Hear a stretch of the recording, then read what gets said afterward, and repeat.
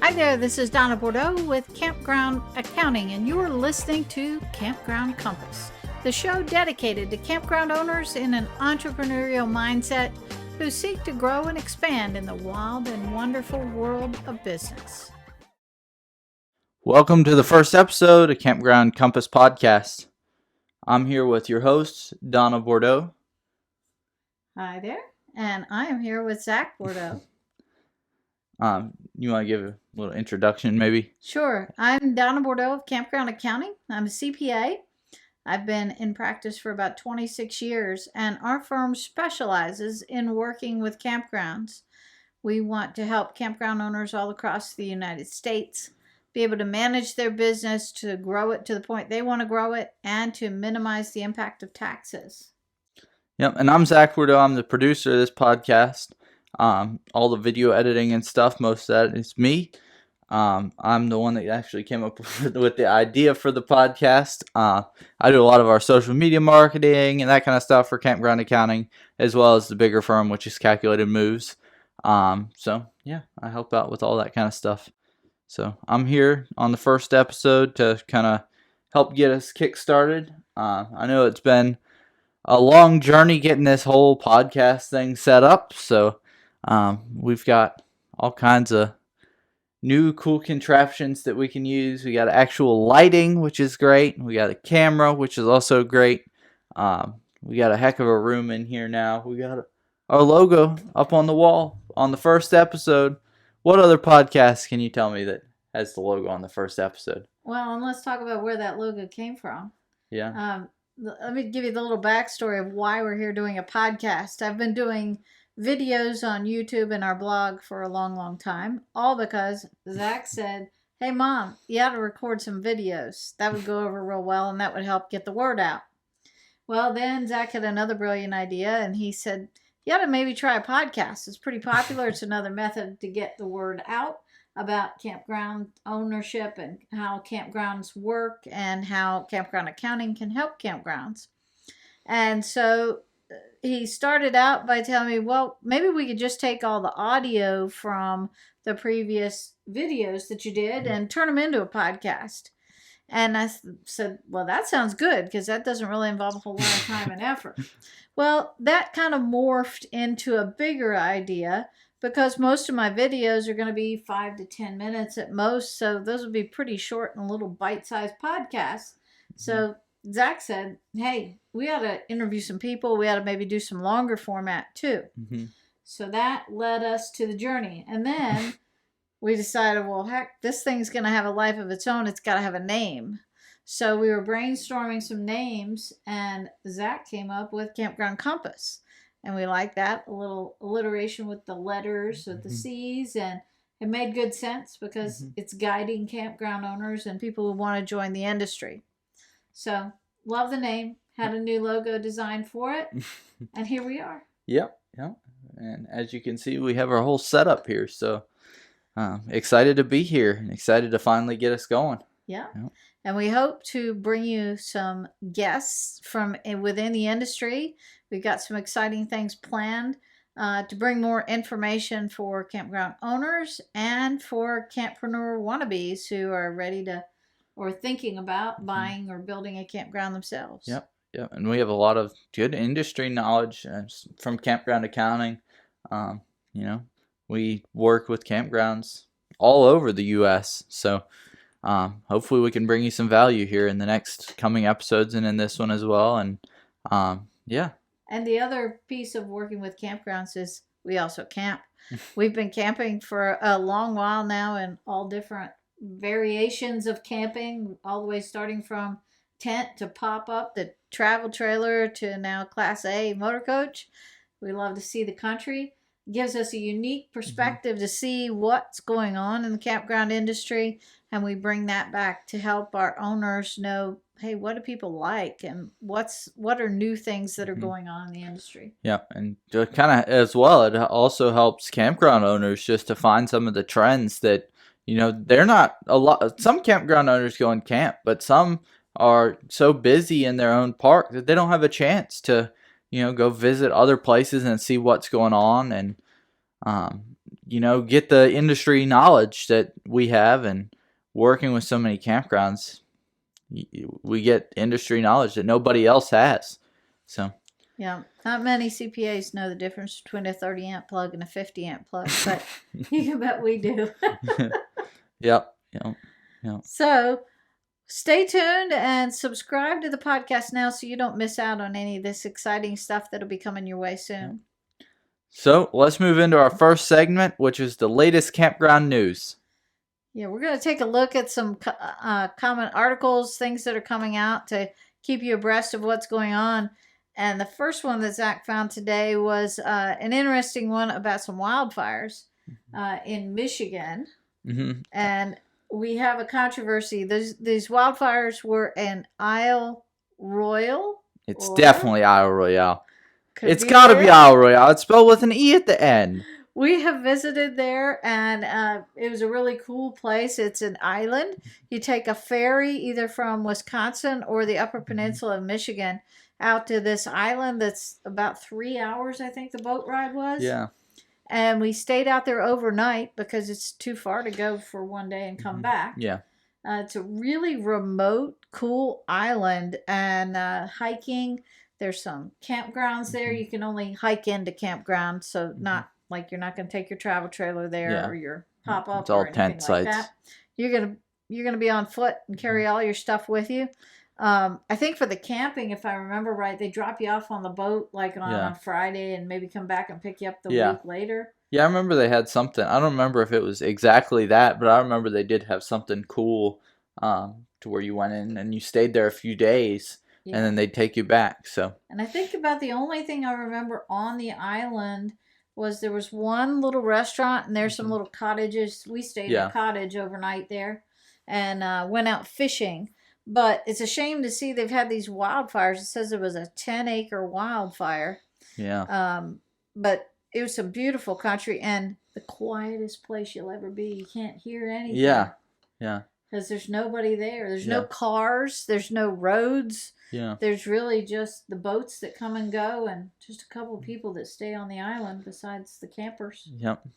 And the occasional moose. Or wolf, maybe. Or wolf, yeah. You could get attacked by a wolf. Yeah. Always a possibility. Yeah, we had some great fishing there, though. We I brought remember back that. a lot of fish and had a bumpy little ride home on the boat. But it was I remember being sick on the ride back. And I think the boat left really early. Didn't it? Yeah, I think so. Or maybe not even really early, but I just thought it was really early or something. I don't know. That's probably it. You probably didn't really think. Now it's what time I always get up, but it's at the about time, 6 years ago, so that might have been early to you then. Yeah. Yep. All right. So we hope all is well with those wildfires, and the other thing to pay particular attention to is these wildfires happen because it's dry. It's not been raining much, but people have to do their part because if this is an area where it's just people, that wildfire probably started by somebody doing something a little careless. So we always like to take care of nature and make sure that don't do anything that could cause that kind of an incident. Yeah. Be careful when you're camping. Yep. But the battle goes on, whether it's Royal or Royale. So weigh in for us. Comment. Drop a comment and let us know. Let us know. Yeah. And if you're on Apple Podcasts, make sure to leave us a review, and on Spotify and on your favorite platforms as well. You can if you're listening, audio listeners, you can also go watch the video for this podcast and see our epic logo behind us on YouTube. So check it out. Moving on to our second topic. The headline reads: RV industry expert says millennials drive RV sales in Indiana modern campground. So you want to give us a little context on that one? Yeah, we've had a lot of talk about, it used to be people thought old retired people, that's your marketplace for camping. But obviously that has changed a tremendous amount over probably the past 5 to 7 years especially. And COVID really made a big change to that. Now one of the biggest groups of consumers are millennials. So your 18 to 34-year-olds right now are driving the market. And there's no signs of slowdown, even with the price of gas and the interest rates going up. Millennials look at this as a new way of life, not just something to do in free time. Yeah. So watch what you want to do with that information is to make sure you reassess what your campground is doing. Do you have amenities that please the millennials, that bring them in? You want to make sure you've got access to good information about area bike trails, hiking, or outdoor events especially. And they are really focused on the experience more so than ever. So make sure that you're providing the experience when you're camping. People aren't just coming just to pay money for a place to park for the night. They want an experience.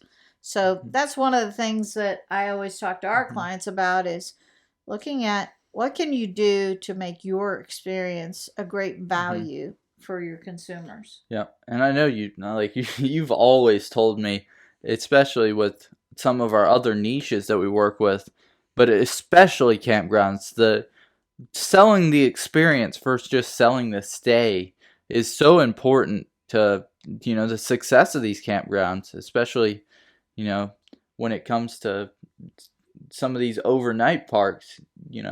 Some people originally, they book it and they say, well, we just need a place to stay. But if you can provide them a great experience, they're definitely more likely to stay there again and to recommend it to other people, which who doesn't like a good recommendation or a good, a good review on any of your platforms. So. And that's a good point too. Millennials. Who are your reviewers online?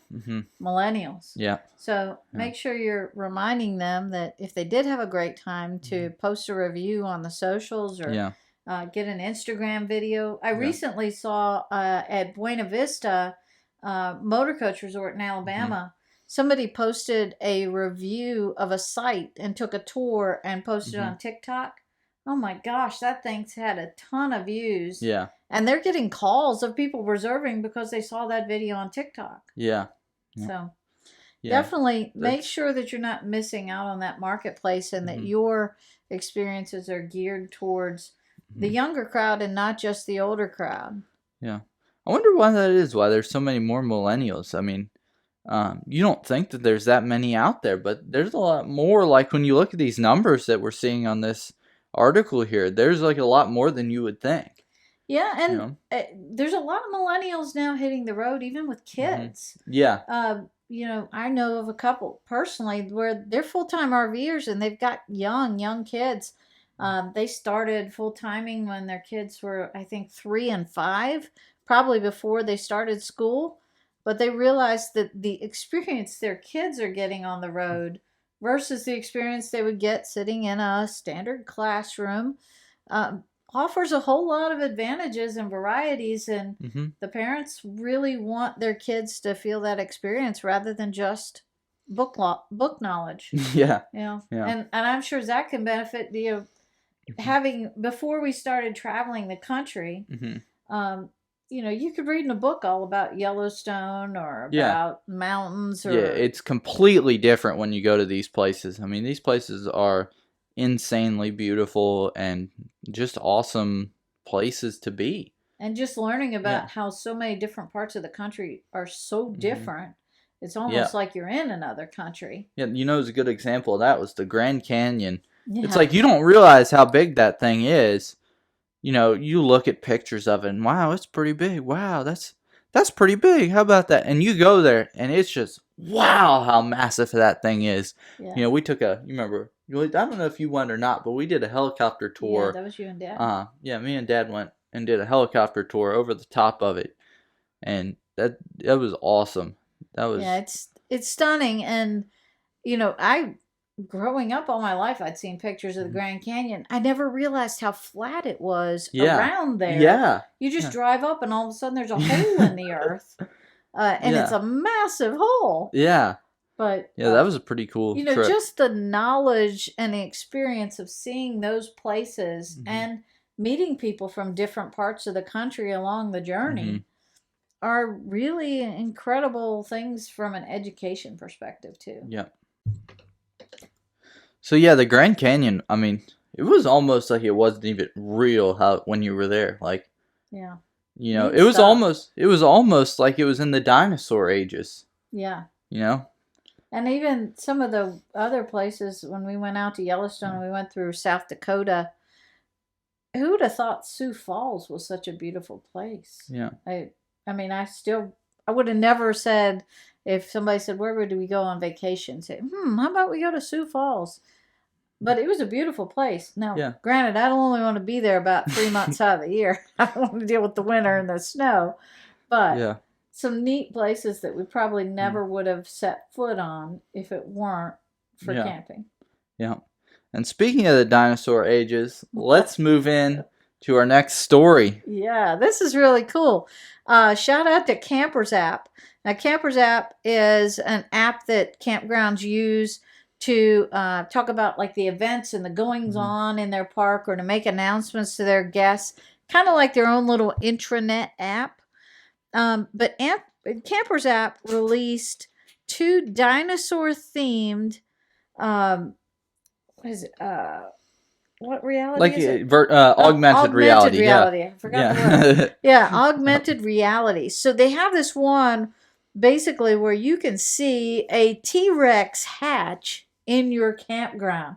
So there's a picture of like an RV backed in, and they got the T-Rex is in augmented reality, where he's like hatched in the campground. How awesome is that? Yeah. You would have gone crazy if you'd seen that as a kid. I know, even as an adult, I want to go try it. Yeah, I'm looking for a place that has this. So in the comments below, if you know of a campground where you have seen them doing this with Campers app, or if you have it, let us know, because we might be swinging by. Yeah, I'll plan a trip just to go see that. That would be awesome. And they also have a second one, which is a dino egg hunt, where the kids can do like an egg hunt throughout your park to find them, and they mark them off on the app. And it's got some augmented reality with that too. That sounds really cool. Yeah. I can't wait to go to a campground that has that. That would be neat. I mean, and like when we were talking about it earlier, we were talking about these experiences. That's an experience. Like, if you're like 8 years old and you go to a campground and a dinosaur hatches in front of you, you're going to be like, for weeks, you're going to be like, well, I was at so-and-so campground and a dinosaur hatched. And, you know, people are going to look at this kid and be like, this kid is out of his mind. But that kid is going to remember that forever. I mean, that's just like you remember Yogi Bear coming to put you to bed in the camper. You won't forget that. And like, there'll be things I tell you about 2 years ago that you don't remember. Yeah. But you're going to remember a dinosaur hatching at your camp. I mean, I can't remember what I had for dinner last night, and I eat chicken and rice 3 meals a day. How hard is that? You know what I'm saying? Yeah. So shout out to Campers app. I got to find a place that's got this going on so we can come check it out. So let us know. Yeah. Yeah, so another thing that we've been seeing in campgrounds recently is there's a lot of celebrities camping in campgrounds. Yeah. You know? We've had some recent run-ins. So we were in New Orleans, and we didn't realize it at the time, but the Final Four was going on. And we didn't know that before our trip. We were going to see Darius Rucker in concert. It was one of my Christmas presents from my husband. And we got to the park, and this was a night or two before the concert. About 10 o'clock at night, we see like a couple of vehicles pulling in and a big giant bus. So we're thinking, hey, that's got to be somebody. Normal people aren't pulling in at 10 o'clock at night with an entourage. So my first thought, obviously, is, oh my goodness, Darius Rucker's here. We got to see this.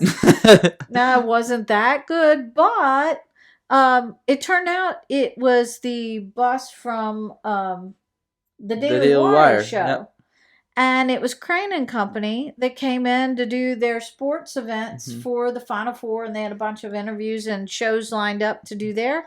So really cool. Guess who's in the hot tub the next morning? We got to meet the Crane and Company guys and hang with them a little bit. Awesome folks. And if you don't know who that is, that's like the Daily Wire has, obviously they have their regular news, but this is just like a sports channel kind of on the side of it, but it's owned by Daily Wire. But they were going to commentate over the Final Four. Yeah. And that's why they were in their bus there. Yeah. And I was disappointed. I saw the next day on, or maybe 2 days after, on Facebook and Instagram, that they were hanging with the guys from the Impractical Jokers. That's like our favorite show. And But Practical Jokers, if you see this, you better comment down below. yeah, I expect to see all of you Yep. commenting on that. Yep. But we missed them. But we did get to see Crane and Company. Good folks. Check out their show. They do a great job. And then just recently, we escaped to the mountains of Virginia for a long weekend. Yeah.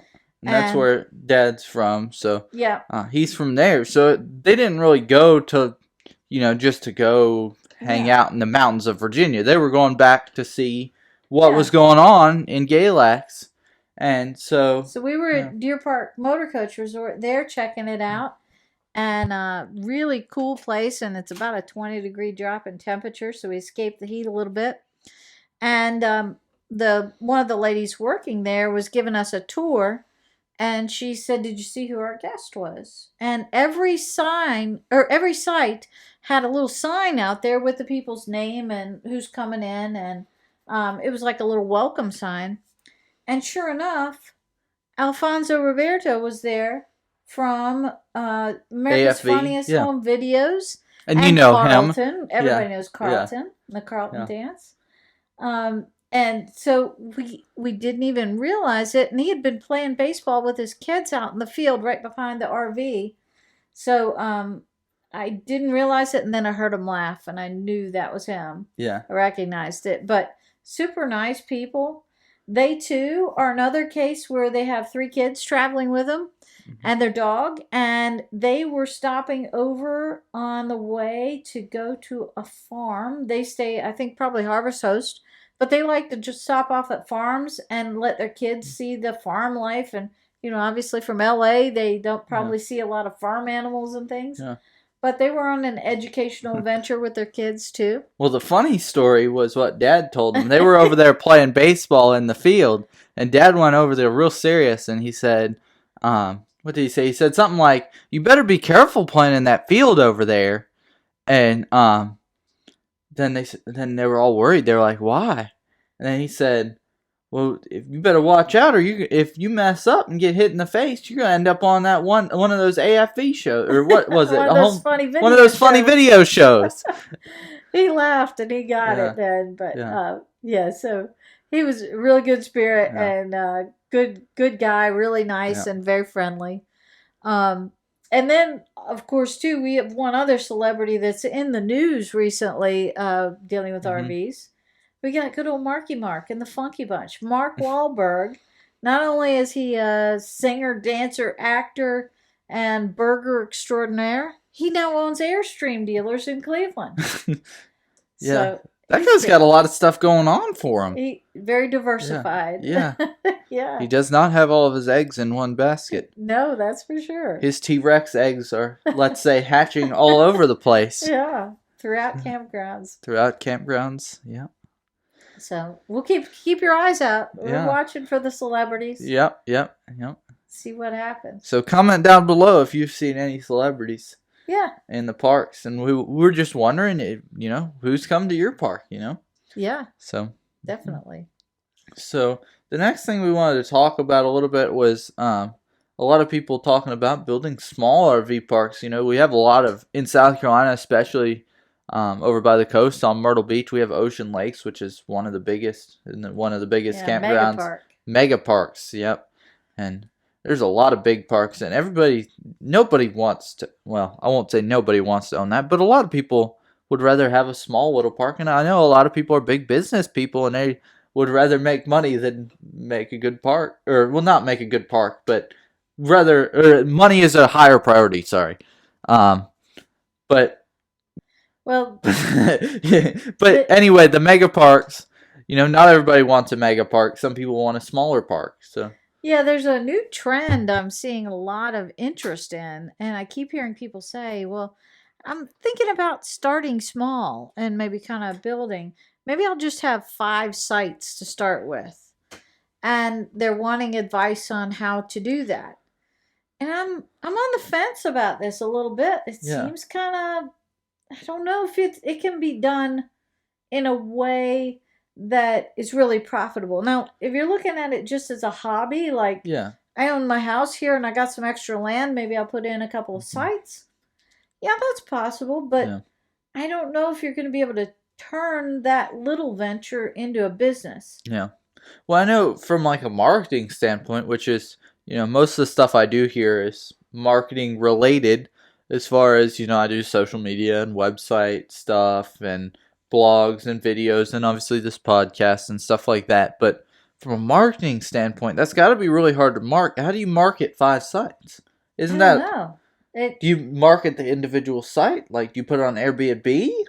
And It- then again, are people who are bringing their camper going to look on Airbnb? There are some sites on there, and there's more kind of the Harvest Host kind of crowd may look there.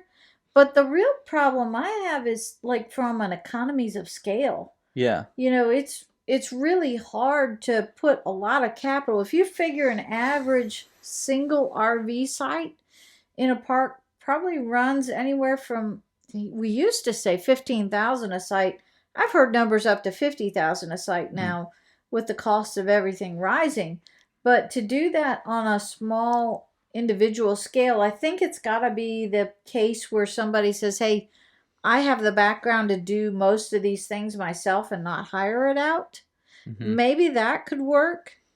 But there are some tax issues to be dealt with too. Yeah. Is this a hobby or is it a business? Yeah. And if it's a hobby, kind of the inner workings of the tax code are, if this is a hobby and you're not doing it to earn a profit, not that you have to be profitable right away, but you have to have a motive to be profitable. Mm-hmm. If you're not doing that, that means that the income you earn is taxable, but the expenses are not deductible. So that could have some bad consequences if you don't dig in and really, you have to show profit. I just feel like it'd be really hard to make any sort of money or make a profit on 5 sites.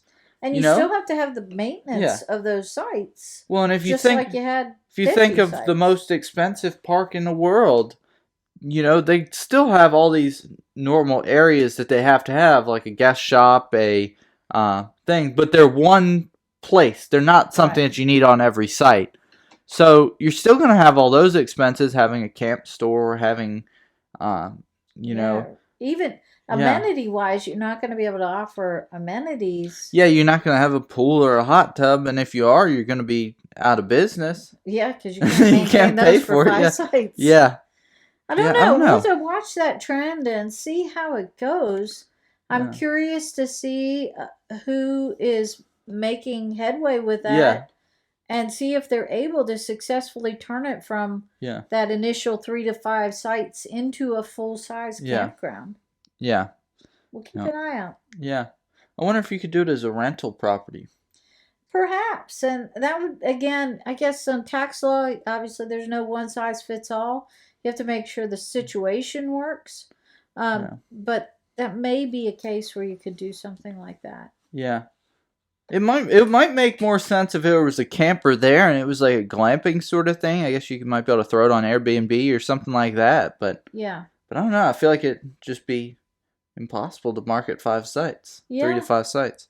And the costs are still the same for half of the park. Right. I would think. Yeah. Yeah. So, you still got to have infrastructure to do it. Yeah. Yeah. I don't know. That's something that we'll have to, in the few episodes, we'll come back to that topic and we'll see what kind of is going on in the industry as far as how that's coming along. And if, if that could be, I don't know, I could be wrong. That could be a super successful trend and really easy to market. But could be a boutique type thing that comes about. Yeah. We'll come back to that in a future episode and see.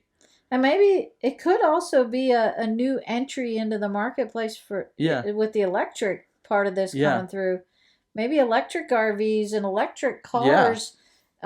Maybe you can do some things a little bit easier when it comes to that because you may have some people being a little more off the grid.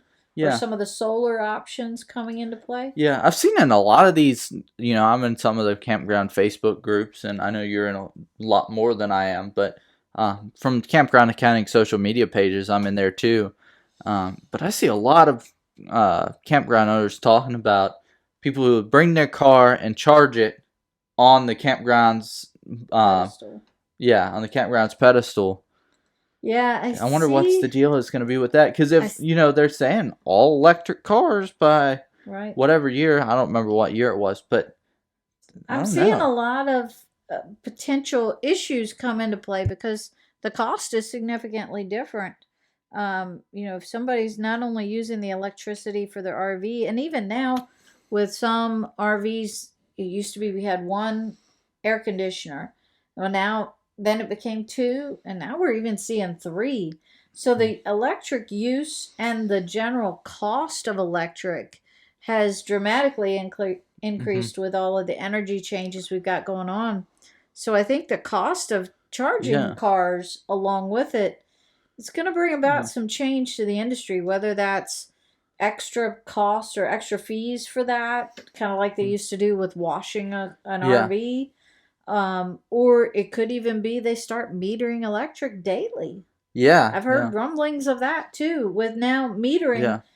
Because of the internet and having Wi-Fi, you can meter easier than the old days of rocking around with a piece of paper and jotting it down.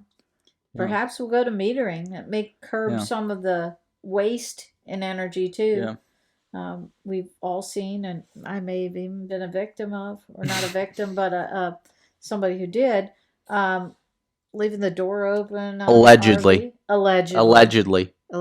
I might have seen a friend do that. I've definitely never, ever, ever, ever left the door to the RV open. Ever. While the air conditioner's running in at 62 degrees inside. Yes. I've never, ever done that. Ever. No. Would never do that. Nobody we know. No. Yep. That would be like a sin to God to do that. That would be awful. Who would ever do that? I don't know. Wouldn't be me, that's for sure. No. But it may cause people to think a little more. Yeah, and the cost of these electric cars, it doesn't cost that much to charge a car. It's going to cost $20 or $30. But if you got, what's the average amount of sites? I don't know. Maybe 50 sites. 50 times 20 times per day.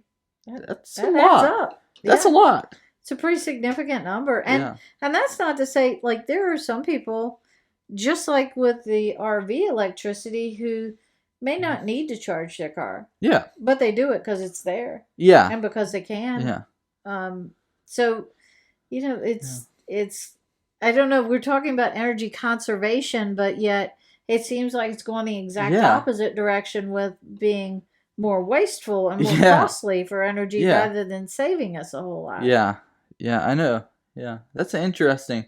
That's another one that we'll have to come back to on the podcast and talk about that, because I'll be interested to see, like, in a few years, is this, like, gonna be something that gets really serious or is this just gonna kind of be a fad that kind of passes on, and what are gonna be the results of this kind of stuff? It's gonna be interesting to see kind of what the outcome of these kind of things are gonna be. Yeah, I'd love to have. I've talked with Wild Energy at some conferences, and they're one of the leaders in the industry to do the metering and the Wi-Fi reading of all those meters. So maybe we'll get them on as a future guest to that'd be a good take guest. A look at this trend. All right. Well, that's all we have for you today in this episode. Make sure to like on YouTube and subscribe on YouTube and subscribe on your favorite podcasting platform. Feel free to leave us a comment if you're on YouTube, or leave us a review on whatever your platform is, whether that be Apple Podcasts, Spotify, Overcast. I don't know what you use nowadays. I use Overcast, but a lot of people use a lot of other things. Yeah. And a lot of people, when I say Overcast, will, I don't know, there's probably somebody listening right now. It's like, what in the heck is Overcast? But besides the point, please leave us a review. It's really going to go a long way to help us reach not only more campground owners, but more people to bring on as guests to help you out in your campground. We hope that we brought you some value today, and we hope that we can continue to bring you value over the next few episodes of Campground Compass. Thanks for joining us. Thank you for listening to Campground Compass. I'm so glad you joined us. Check out the show notes and more of our seasoned advice at campgroundcompasspodcast.com. While you're there, be sure to explore the archives for previous episodes. And if you never want to miss a single audio adventure in 4-season business growth, subscribe to this podcast here and on YouTube. If you like what you're hearing, please consider leaving us a positive review on iTunes. It would be very much appreciated. Friends on social media, check us out on Instagram and Facebook at Campground Compass. Until next time, stay savvy.